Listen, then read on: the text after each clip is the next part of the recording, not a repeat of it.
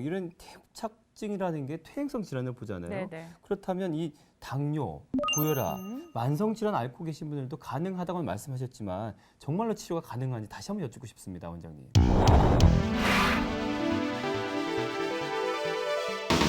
예, 이렇게 저희가 추간공 확장술이라는 것은 비수술적으로 치료한다고 소개드리지 네, 않았습니까? 그래서 수술 시간이 짧고 전신 마취가 아닌 부분 마취로서 가능하고 그다음에 입원이 필요 없을 정도로 회복이 빠른 그런 환자들이기 때문에 네. 비수술적인 치료를 이미 받아가지고 재발된 환자인 경우나 네. 추간공 협착을 동반한 척추관 협착증 환자의 경우에도 물론 좋은 대상이 될 수 있습니다. 네. 고령이나 만성 질환을 가지고 있는 환자의 경우에는 수술 시간이 굉장히 짧고 회복이 네. 빠르기 때문에 수술로도 불가능한 그런 환자까지도 대상이 될 수 있습니다. 네.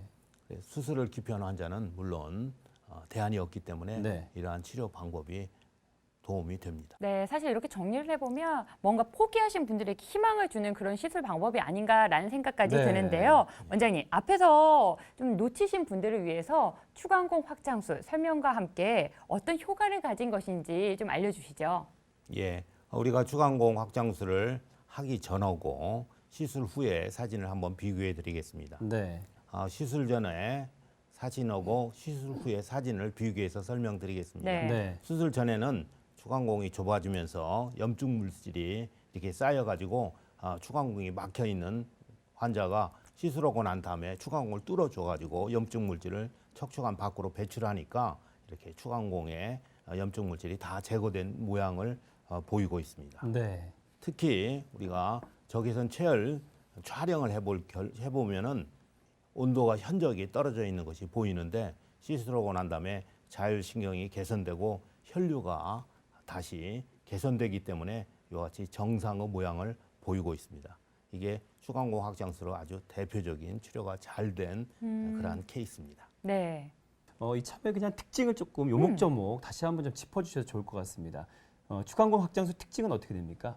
추간공 확장술의 특징은 아까도 이야기했지만은 시술 성공률이 굉장히 높습니다. 네. 한 70 내지 80% 정도가 되는데 이것은 비수술 치료 방법으로서는 가장 높은 그러한 수술 방법입니다. 네. 그다음에 아까도 말씀드렸지만은 수술 시간이 굉장히 짧기 때문에 부분 마취로 가능하고 특별한 조직 손상이라든지 상처 염려 없이 수술 효과를 볼 수 있으며 추간공과 척추관의 신경 유착을 한꺼번에 해결할 수 있습니다. 네. 수술 시간이 짧고 비수술로 치료하다 보니까 고령 환자든지 만성 질환 환자도 수술이 가능하고 네. 입원 없이 단기간의 치료로서 회복이 빨라 다음 날부터 일상생활이 가능합니다. 네. 자, 추간공 확장술의 특징까지 살펴봤습니다. 네. 하지만 좀 더 여러분의 이해를 돕기 위해서 원장님께서 원리 영상과 준비하셨거든요. 네. 함께 보시면서 설명 듣겠습니다.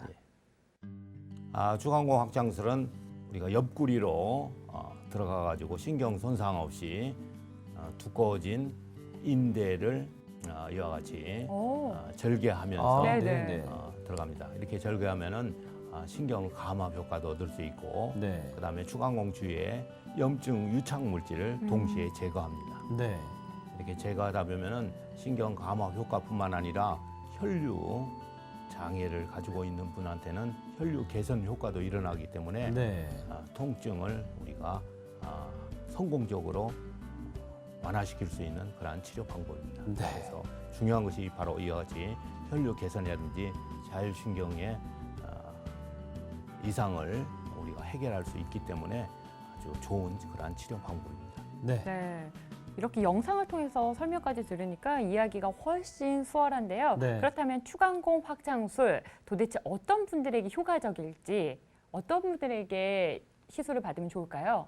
이게 중증 척추관 협착증 환자한테 가장 좋은 대상이 됩니다. 중증 네. 척추관 협착증 환자는 추간공의 협착이 같이 동반되어 있는 환자입니다. 그래서 만성으로 허리 통증을 오랫동안 고생했던 환자라든지 그다음에 합병증이 동반되어 있는 환자, 특히 당뇨라든지 고혈압이라든지 심장질환이라든지 중풍을 앓고 있는 그런 환자들한테도 아주 효과가 줍니다. 수술을 해서도 치료 효과가 개선되지 않는 그런 재발된 환자한테도 가능하고 네. 수술에 대해서 공포심을 가지고 있는 환자한테도 도움이 됩니다. 네. 네. 추간공에는 신경근뿐만 아니라 자율신경계, 척추혈관, 림파절 같은 것이 같이 통과되어 나오고 있습니다.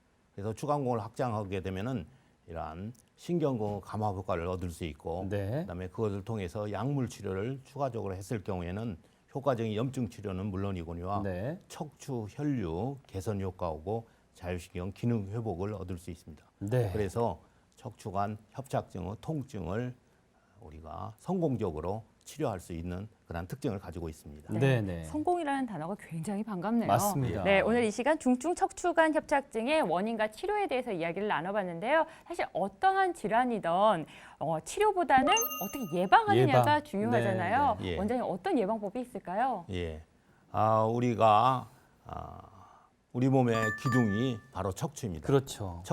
척추가 망가지게 되면은 완전히 운동이 제로가 되는 네, 상태입니다. 네, 네. 네. 그래서 이와 같이 척추관의 협착증 자연스러운 그러한 노화 현상인데 통증이 일어나면은 조기에 치료하는 것이 무엇보다 중요한 예방법입니다. 그래서 네. 조기에 통증을 완화시켜 가지고 다시 운동을 할 수 있어 가지고 우리가 허리를 튼튼하게 만드는 것이 가장 중요한 예방법입니다. 네. 네, 가장 중요한 말씀 해주셨습니다. 그렇습니다. 사실 중증이라고 포기하시는 분들 좀 많으실 것 같은데요. 네. 오늘 이 시간 원장님의 말씀을 통해서 희망을 찾으셨길 바라겠습니다. 네. 자, 뭐 수술 별로 하고 싶지 않아서 병원에 가면 비수술을 권하죠. 그래서 수술 기왕이면 부담 없이 수술하지 않고 시술만 할 수 있다면 정말 좋을 텐데 네. 많은 분들이 또 사실 수술하지 않고 치료하는 때도 불구하고 방법을 했지만 별로 좋아지지 않은 경우도 많았습니다. 그런데 오늘 이 시간은 그런 분들에게도 정말 희망이 되는 그런 시간이 아니었는가. 네. 추간공 확장술 그것만 좀 기억해 주셔도 좋을 것 같습니다. 네. 네. 자, 오늘 도움 말씀 주신 분 신경외과 전문의 박경우 원장님과 함께했습니다. 오늘 말씀 고맙습니다. 네, 예, 고맙습니다. 고맙습니다. 네, 방송이 끝난 이후에도 저희의 문은 활짝 열려 있습니다. 언제든지 전화를 주시면요, 원장님과 상담 가능합니다. 네, 다음 이 시간 더욱더 건강하고 유익한 정보로 찾아오겠습니다. 고맙습니다. 고맙습니다.